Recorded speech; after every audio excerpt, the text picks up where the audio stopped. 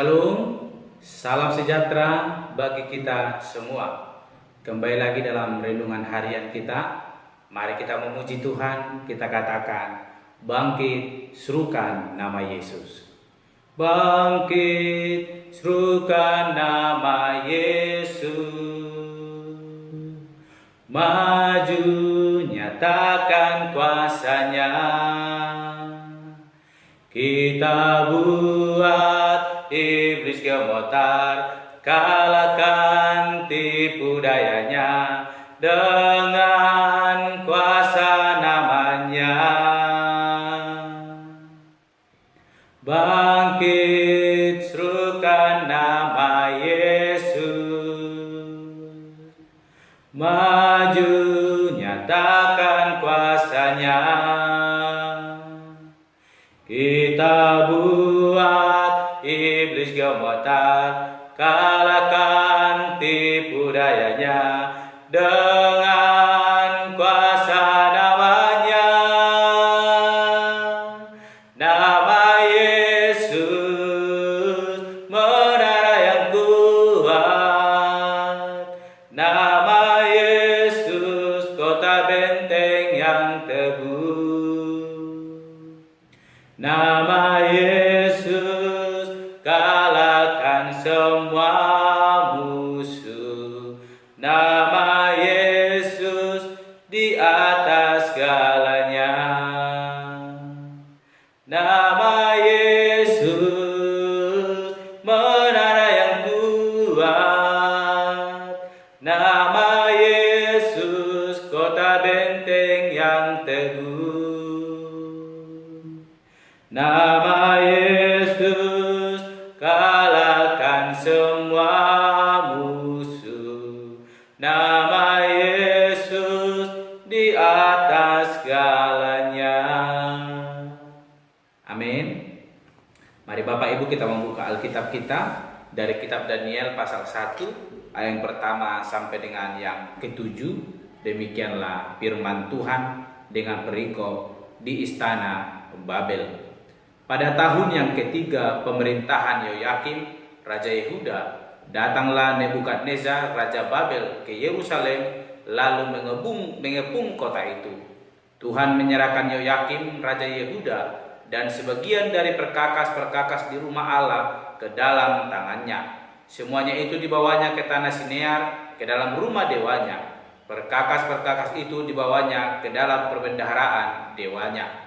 Lalu raja bertitah kepada Aspenas, kepala istananya, untuk membawa beberapa orang Israel yang berasal dari keturunan raja dan dari kaum bangsawan, yakni orang-orang muda yang tidak ada sesuatu celah, yang berperawakan baik, yang memahami berbagai-bagai hikmat, berpengetahuan banyak, dan yang mempunyai pengertian tentang ilmu, yakni orang-orang yang cakap untuk bekerja dalam istana raja, supaya mereka diajarkan tulisan dan bahasa orang Kasdim.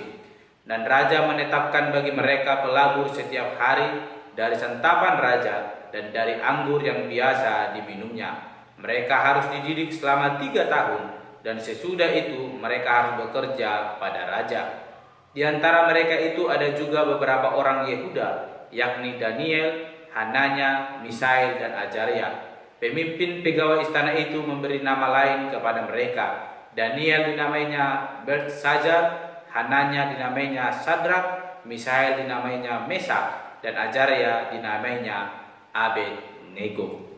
Amin. Bapak Ibu saudara terkasih, hari ini kita merenungkan firman Tuhan dengan tema Allah menghukum Yehuda. Bapak Ibu saudara terkasih, mengapa Allah menghukum Yehuda? Jikalau kita melihat di dalam pembacaan kita hari ini, tidak ada alasan yang dikasih tahu mengapa Yehuda boleh dikuasai oleh bangsa Babel, yaitu Raja Nebukadnezar. Dan untuk mengetahui itu, mari Bapak Ibu kita membuka Alkitab kita dari kitab 2 Raja-Raja pasal yang ke-23, ayatnya yang ke-36 dan yang ke-37. Demikianlah firman Tuhan.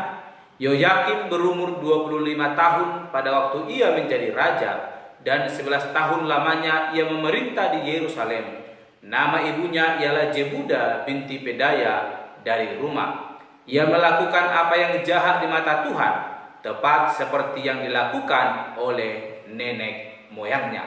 Alasan mengapa Allah menghukum Yehuda adalah karena kejahatan yang boleh dilakukan oleh Yoyakim ketika dia memerintah Yehuda, ketika dia menjadi raja atas Yehuda. Dia melakukan apa yang jahat di mata Tuhan, sehingga Tuhan menghukum Yehuda.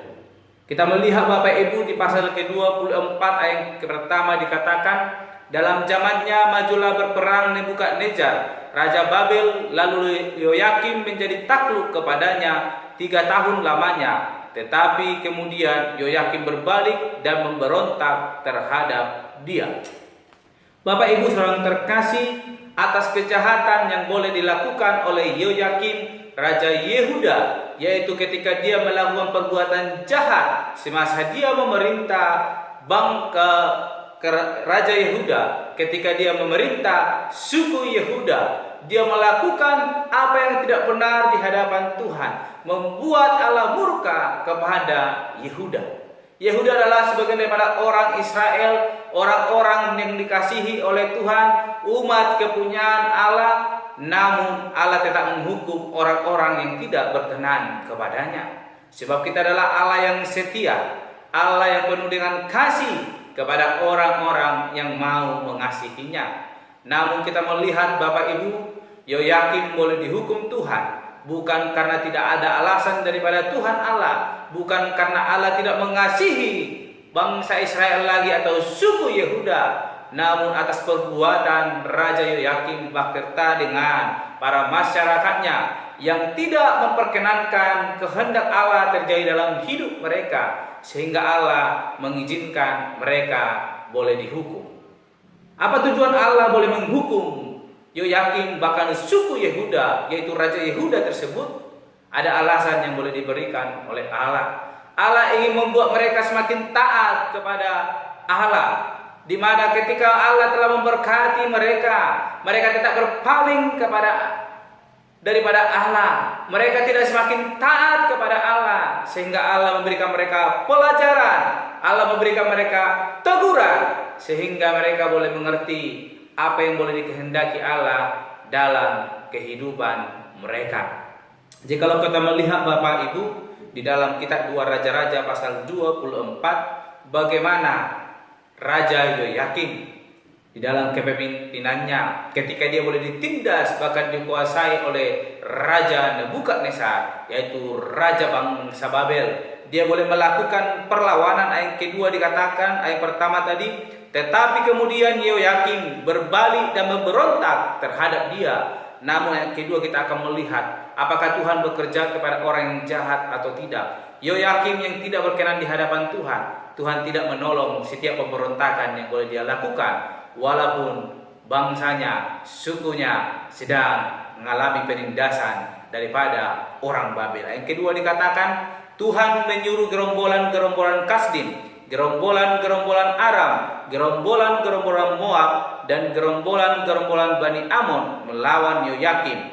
Ia menyuruh mereka melawan Yehuda untuk membinasakannya sesuai dengan firman Tuhan yang diucapkannya dengan perantaraan para hambanya, yaitu para nabi.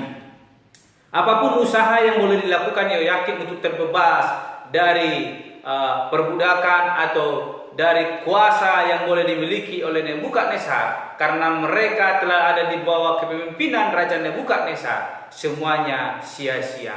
Karena Allah tidak lagi bekerja dalam kehidupan atau memberkati Raja Yehuda, yaitu Yoyakim atau suku Yehuda atau orang Israel, umat kepunyaan Allah.